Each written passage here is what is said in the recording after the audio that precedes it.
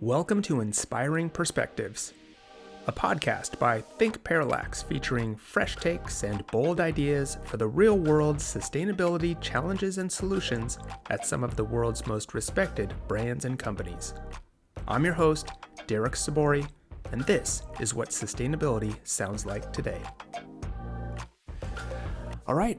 Well, hey everybody, welcome back to the show. I'm Derek Sabori, and today I am here with Sam Vionnet, author of the book Impact Thinking and CEO of Valuing Impact. Valuing Impact is an impact measurement and management consulting company. Sam, you're helping organizations integrate the value of human, social, and natural capital into decision making. So we're going to get into all of that. But first, welcome to the show. Welcome to Inspiring Perspectives. Thank you, Derek. Very, very glad to be here today and discussing about impact and impact valuation. Same, and I'm just excited you're here. You've got a lot of experience in this space. It's a topic I'm really interested in, that we are also over at thinkPARALLAX, and our clients are as well. So I think this is going to be really helpful for everybody. So I want to dive in, and let's just start with just this idea of what I just said, this idea of integrating the value of human, social, and natural capital into decision making. What is impact valuation? What are we talking about here? Yeah, it's a good question to start with. Impact valuation is an accounting framework to capture the value and the interaction of businesses and investment with society. So it's a very much a holistic tool that uses monetization, so putting a value on things, on anything from human, social, and natural capital, climate change, so CO2, child labor, to trainings and wage. All that together are monetized and put together into an accounting framework so we can better understand and manage this value that we deliver to the society. As a parallel, we have for many years this financial P&L and balance sheet that has been very much established. So we know from just looking at it if a company is performing or not, is profitable or not. But we don't have the equivalent for value to society. We have, different frameworks, SDGs or GRI reporting or CDP. Like we have different framework of kind of reporting, but we cannot really judge if a company is very sustainable or not. So impact valuation is here to answer this question, to measure this value, put it in a monetized way next to the financial P&L, if you like. So we have a similar accounting framework for societal value. So I've got a couple questions then. I know, obviously there has been LCAs, right? We've done life cycle assessments to be able to sort of quantify our impacts in a way. So this is different. And I had the good fortune of working under the Caring Group at one point when they were rolling out their environmental profit and loss. So I know a little bit about this space. Is that the same? That's the same thing, right? Is that what you're doing? I guess the difference is, though, when I was working on that, it was just environmental impacts. You're doing social impacts as well, right? Yeah, exactly. It's really, Caring was one of the pioneer in that field back then, I think 2011, 12, maybe even 2010 with Puma, with the brand right. Puma. And that was one of the first case study. It's already kind of outdated right now. There's been a lot of evolution in the field, and we added this pillar on social impact as well, not only considering environment, which is most of the time pretty negative for companies, but also social impact, which is both positive and negative depending on where we are in the value chain. So it's exactly a good example, a good reference to start with. And that was really unique. I remember at that time, just that idea, like what you just explained, of putting a monetary value on it. We'll dive deeper into this, but I mean, do you get this sense? Why is that important? How does it help companies? Does it help with the CFO to be able to understand things better, investors to be able to understand better? Where do you find the value in that? Yeah, you were referring to LCA, and LCA has been a tool around for the last 20 years, but it's never been really like raising its profile up to the CEO or investor.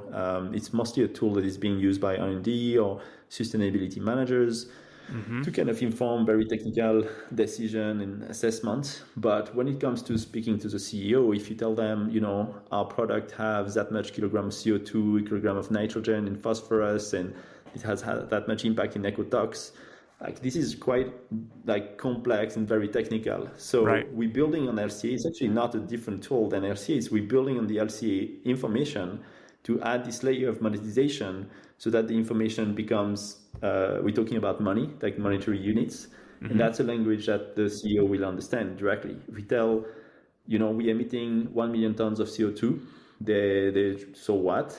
But if you tell them this costs, $1.5 billion to the society, then it's much more clear. Like, we're creating a cost to society. Or if you talk about the value for the business, that's going to be, I don't know, half a million extra cost on our expenses because we're going to have to pay for an extra tax or mitigation strategies, etc. Then this becomes very tangible information to take decision on, to understand and reach out to the CFO, to the CEO, to investors. They will directly understand this information because we're talking about money.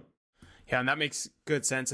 Money is the universal language, and that's something that everybody can wrap their head around. I do have a lot of questions, and we'll dive into it just in terms of where do we get the valuation from? How do we calculate those costs? Is there a standard approach? But I want to start at a higher level first, because I really like, Sam, when I go to your LinkedIn bio, you just have 2 words in your bio, just impact thinking. That's the title of your book as well. So tell me a little bit about tell us about the book and how that relates to the business. It's the same thing. It almost sounds like it's a guidebook. It's a checklist of what to do. Why is this work so important to you, though? Yeah, it's more like the principle of everything I learned the past 15 years being a consultant, working with a wide range of multinational companies, investment funds. I wanted to make a pause in my career and write like what I learned so far the last 15 years, and how can I translate that into something that is actionable for anyone, like through checklists and case studies, like sharing the experience, all the failures and the success that I went through the years. So this book is really inspired by impact valuation, but it's not a guide to impact valuation. It's more a guide to what is the thinking process behind, what are the principles we can apply to any decision. One of the gaps we have in our education system so far is that we don't have really an education around how to make decision to be more sustainable. We don't have these impact thinking skills through all the newcomers into companies. We have some programs that are starting to appear in some universities around sustainability, but it's still far away from what we need decision makers to have as a skill to drive companies towards more sustainability. And so this book is here to kind of reflect on that. What are the principles? Share that with the world. And yeah, that was a kind of a pause in my career last year to publish this book. How long did it take you to put that book together? That's a question I often get. You've been working on it for 15 years, I guess, altogether. That's part of the answer, because yes, everyone who wrote a book think like, okay, it takes years to write a book, but I wrote it like start to finish with a copy edit and everything in 6 months. The core of the content, I wrote it in 1 month, just because I had all this experience and I just could get to those. I included 25 case studies from real world case studies from my work in the past 15 years. So I just took this experience and packaged it in a way that is very easy to understand, very short stories through those checklists. So it took 6 months to write, but actually the accumulated experience is from 15 years. So, yeah.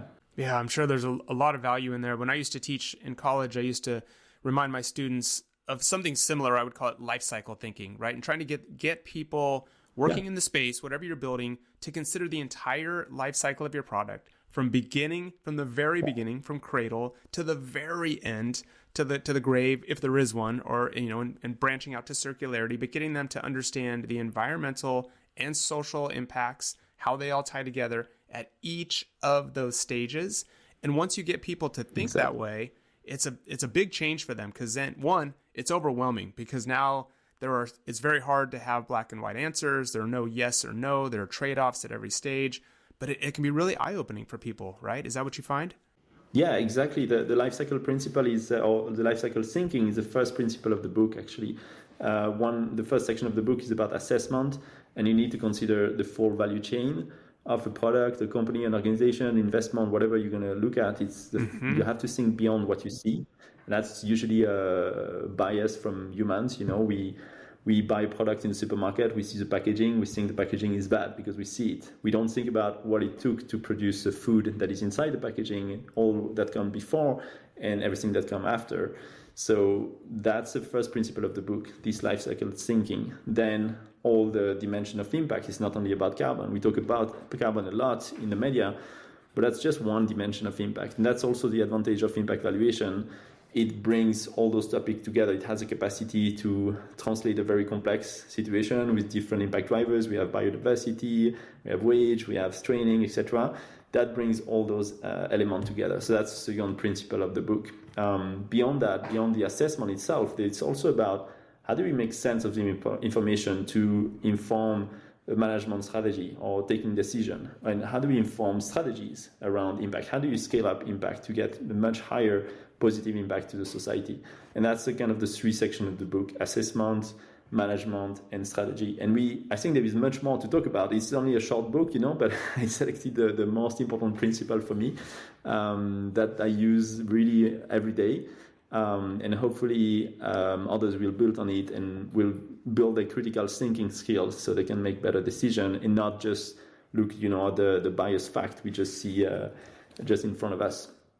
And there is a lot of issues around that. Systematically, every time we work with a client, systematically the client and myself as well, we all biased based on the information we are exposed to in the media, in the news, in what we read, in the colleagues we talk to, and systematically companies have a belief about what is important, waste or plastic in the ocean, or ecosystem services linked to forest restoration or carbon, etc. But systematically we reshape this perception of reality with impact valuation by considering all these broad the series of impact drivers across the value chain, this life cycle thinking, and we systematically change the perception of the company. One good example is this company in Brazil, which is called Natura. We work with them for a long time. I mean, I've been with them for 15 years. But They have a particular business model where they sell directly to consumers through what they call consultant, which is 2 or 3 million women in Latin America that sell directly the cosmetic product.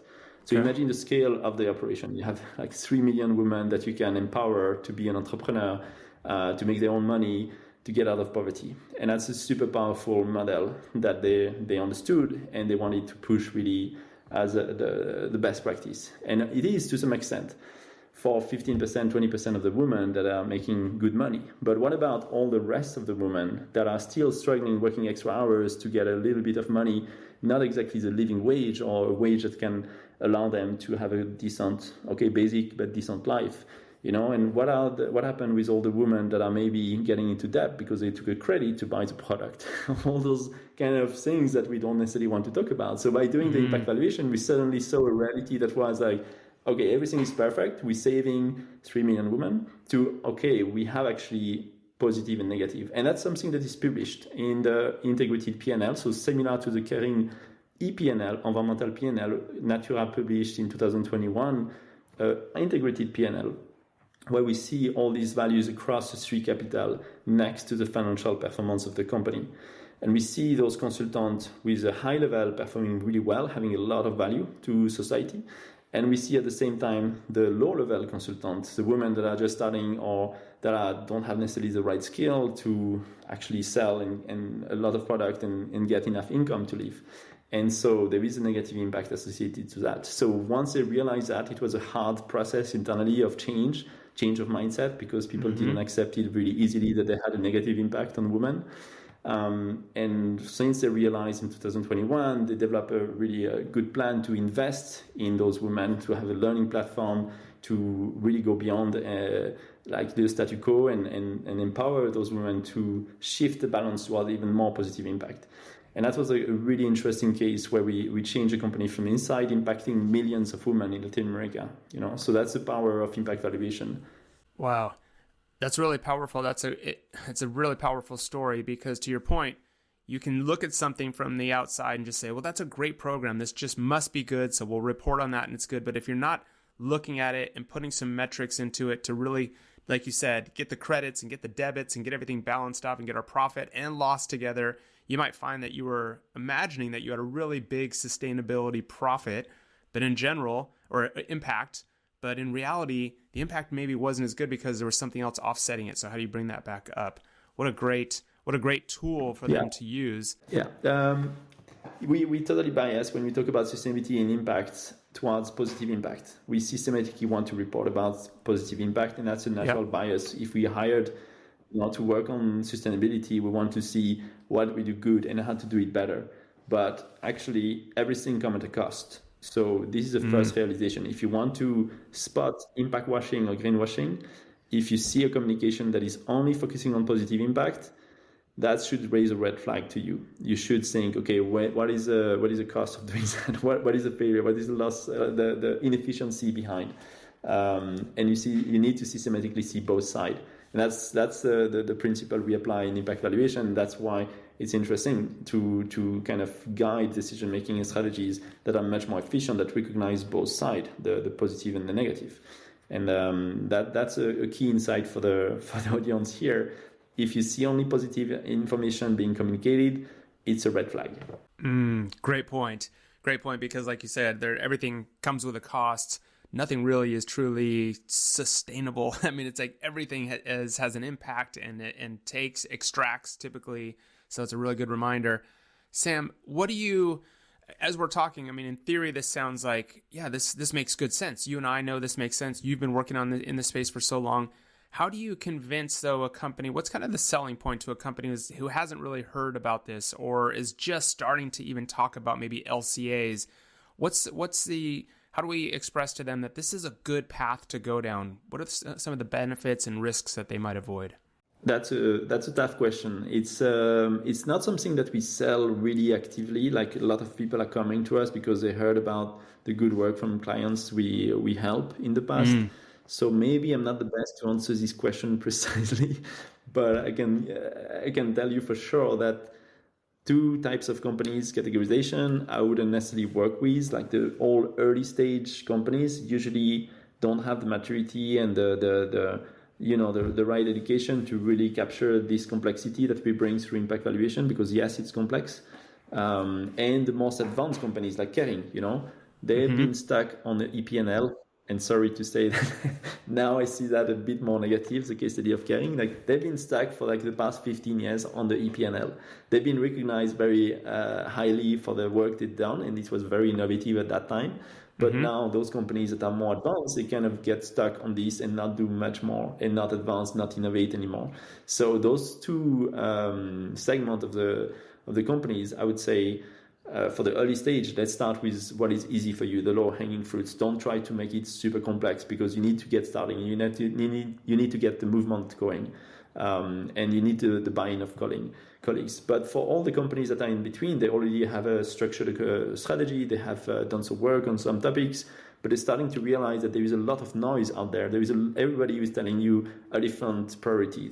Someone will talk about plastic bags, and the other one about energy efficiency and climate change and air pollution, about diversity in the workforce, about wages, about human rights in the supply chain. So at some point you get lost in this noise. So for all those companies that are in the middle trying to make sense of all this noise, I think impact valuation is very, very relevant. We're using it, for example, for the new CSRD regulation in Europe, or for the TNFD and TCFD, where it requires to understand the material impact to prioritize your action towards what matters the most.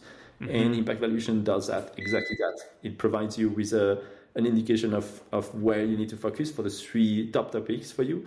So at this point, for this segment in the market, I think impact valuation can really make a difference and justify why you would move forward with only three topics versus addressing all the demand you have on the market. But you need to realize that impact valuation is not the ultimate answer for everything. It's an add-on tool, an extra tool in your tool set. Impact valuation requires different steps in the calculation of impact, that the monetization of impact, that will reduce the accuracy of the measurement of impact. It's much more precise to measure wage or number of employees than the value of this wage for the employees in terms of well-being or change of quality of life. This is much more difficult to measure. So we're going to lose in accuracy during the valuation process. And that's often a criticism that we hear from our peers and our competitors. Is like, basically you're bringing a lot of uncertainty in all the matter. Yes, it's true. We lose uncertainty, we lose precision or accuracy. But at the same time, we increase the relevance, the comparability, and the comprehensiveness of the measure, so it becomes much more strategic at the same time. And to take decision on big strategic direction, we don't need the highest accuracy. We need to understand the trends, to be directionally correct.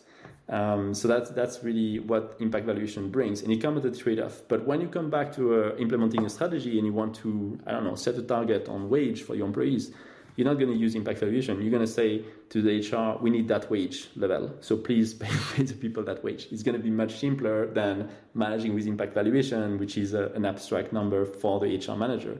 So that's really the trade-off in the way we interact with those companies. It's kind of a complement tool for bringing them a strategic vision to prioritize, understand, and compare.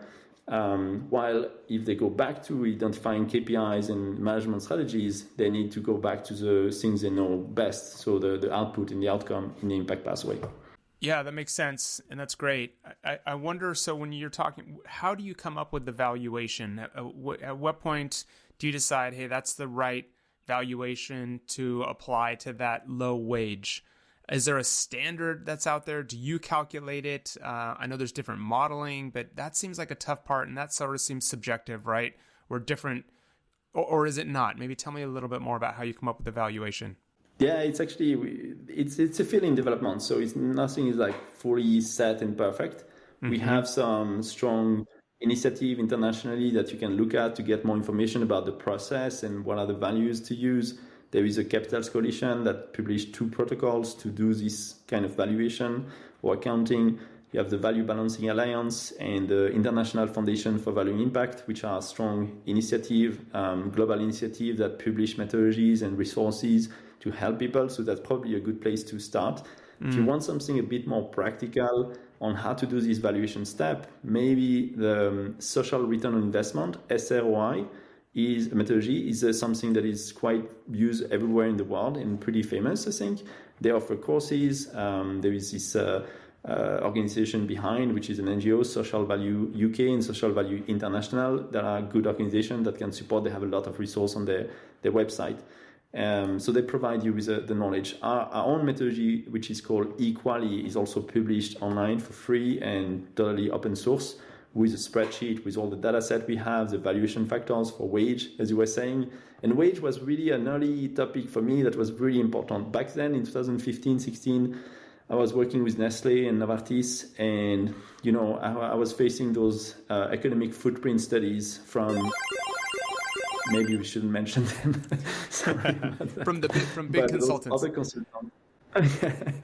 That are saying, like, you create that many jobs directly, indirectly, and from induced spending, and that's great. You have a GDP contribution that is big. And I was like, this is great, but this is like pure marketing. What do we learn from that? What is it, a good job or a bad job? We don't know. It's just job creation. So it's like a political language that please all the stakeholders just to justify an investment and that the company is doing good. But it doesn't really provide you very much insight. So I was frustrating with that. I said, no, there should be something around the utility of money. What is for $1 in Switzerland or in India or in Brazil, it's not the same value to society and the same value for the person receiving this dollar.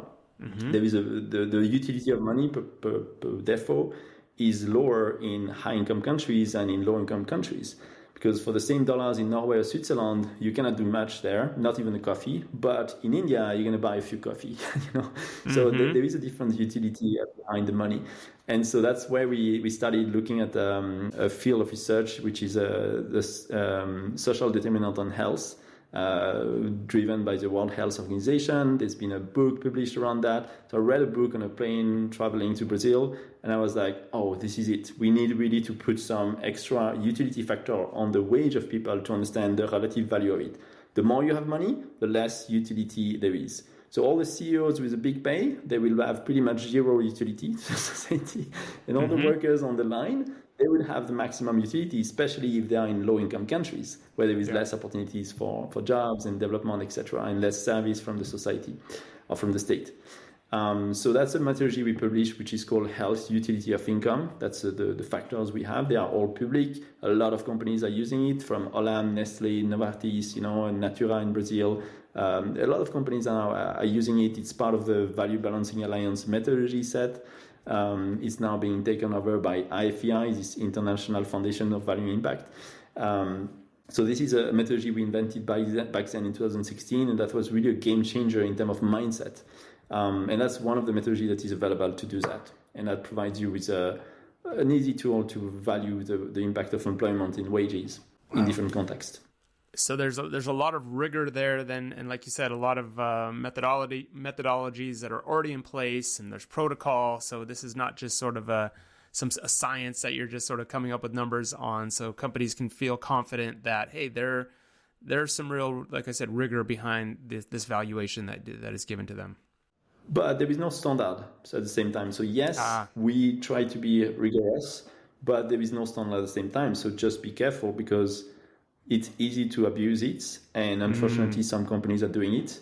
So I see frequently some, what they call triple bottom line valuation, for example. They like to do this sum of, EBITDA, so the profit of the company, plus dividend, plus, taxes. I don't remember what they add, but they add basically value that is captured mostly also by investors and by rich people next to the value to society. So they add up everything just to have a positive value and say this is a true value to society. But actually they are very different value for different people. We cannot add them up. Like, I don't add financial value with societal value. I compare them directly together, but I don't add them up, because it's not something you can touch and monetize. And it's not the point to monetize it and make money out of the societal value necessarily. There are some business model where you can capture part of this value, and that's normal. We can do that. I think it's relatively fair, but it's not the point to make everything a commodity and make money out of everything. So that's the trick where maybe it can be abused because of the lack of standard at the moment. And I know that some companies are not doing it correctly. So be careful and always be critical. Sorry, go on. Yeah, I was going to say, no, that's a good caution. That's good cautionary advice. So with that said, what's the right way then to communicate, your impact? If you do a impact valuation, what's the right way without a standard or a certification? How can companies feel confident in expressing this valuation that you give them? Well, there are, as I mentioned, the good practices that are being published, and at the same time, they are very high-level people, expert people on the topics that you can work with in the world. So that's probably a good basis to start. And at the end, it's just as any information you're going to publish. If it's just to make a marketing claim that your impact is, $5 out of $1 of sale, if you just communicate that, that's a big no-no for me. Don't do that. You have to bring the transparency on the assumption behind. Given that there is no standard, you have to explain where the numbers come from, how this is being calculated, what is the value perspective you took, what is the source of data. And so for us, it's really a requirement for any companies we work with. We don't want to be caught into greenwashing claim. Right. So we systematically push for the maximum transparency, because we don't have yet a standard. Even for financial reporting, you have those big standards that exist. Nobody challenge that so much anymore. But you always have notes below the P&L of the company to explain how the accounting has been done. That's common practice. So the same should happen when you communicate your impact, whether it is valued, based on valuation or not. Be transparent, state your sources, and that will give you the credibility you need to kind of make a claim and move forward with your communication. Where do companies get started? So how do you know if your company is ready to tackle impact valuation? What do they need to have in order to get started? How do they get their house in order to prepare working with you? There is not a particular thing to be ready with. As I was mentioning before, it's best if you have some experience working in sustainability, having addressed some of the topics like climate change. To have a carbon accounting, for example, is very useful as a backbone to extend it to a full LCA and then to valuation. So having some base understanding of the business and having communicated some impact data in the past is something that is very useful to get things started much more easily. But then it's really a question of mindset, really. As I was mentioning before, if you are too advanced and too sure of yourself and caring maybe a little bit, then you don't challenge enough. You don't want to be challenged. You don't want to change things. It's working for you. So maybe that's not the best companies that will pick up on this impact valuation easily. The companies that need to demonstrate the impact, that wants to still have a big gap in front of them, that wants to prioritize things, their scarce resources, and invest it in a much more efficient manner, that's where impact valuation can make a change. So all those people that are working in those companies that see a big challenge ahead, that still have a lot of work to do, but they need prioritization, they need support, they need also the buy-in from the CEO, from investors. That's where impact valuation can make a change, because it's a tool that can be understood by the top level and at the same time provide very valuable insight, strategic insight for the middle manager or for the sustainability team or for the CFO.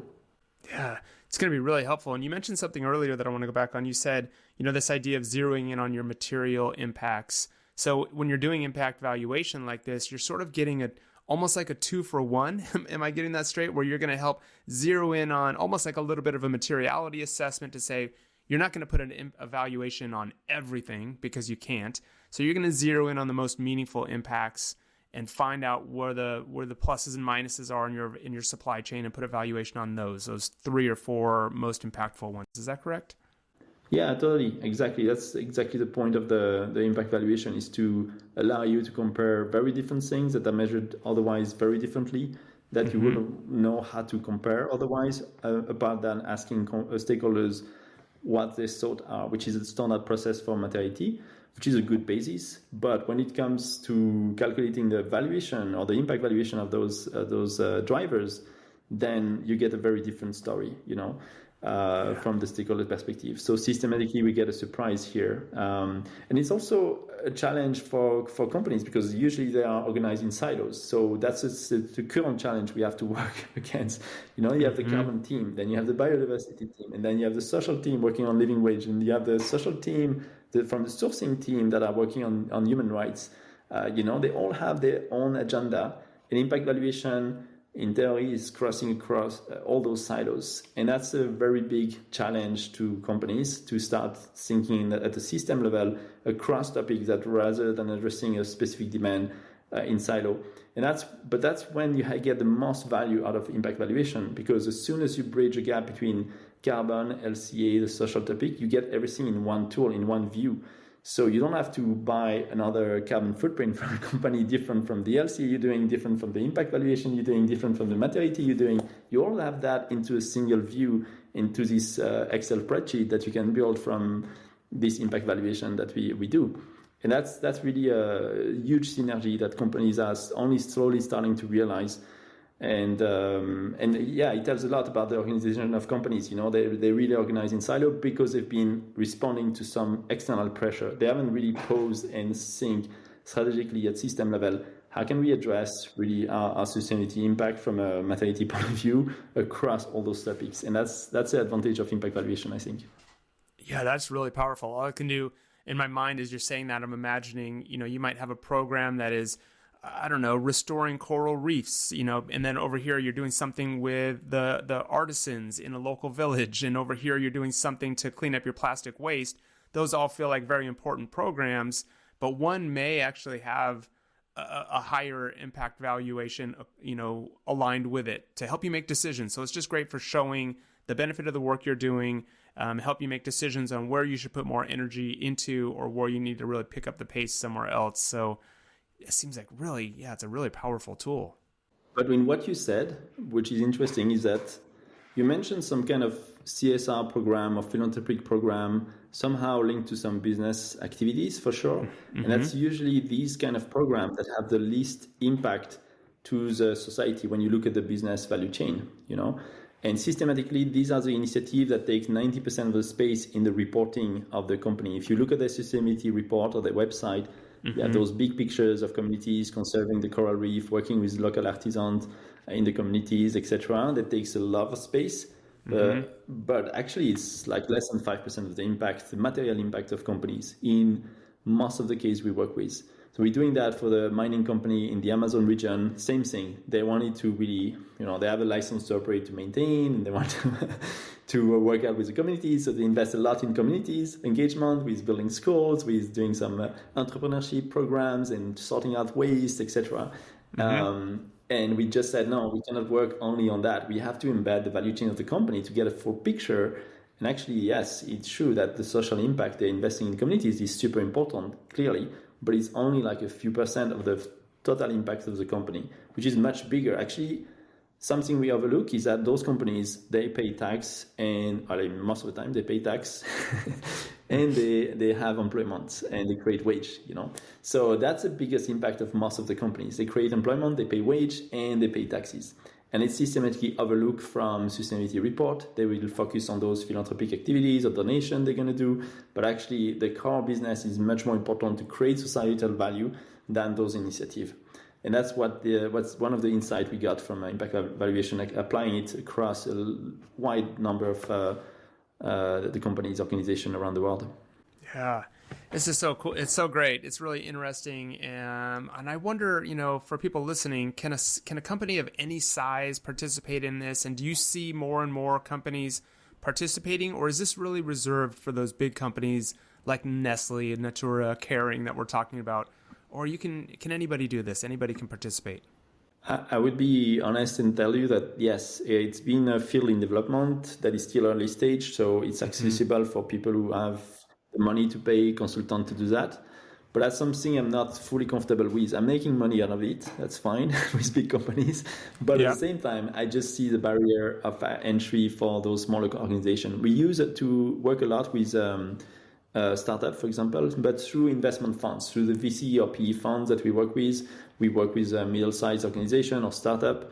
But we really see a barrier because of the cost. I mean, a study like this typically would range in the 20, 30K to 100 plus K, and it's not a budget that a startup would invest easily for doing that, even if it was a core business for them.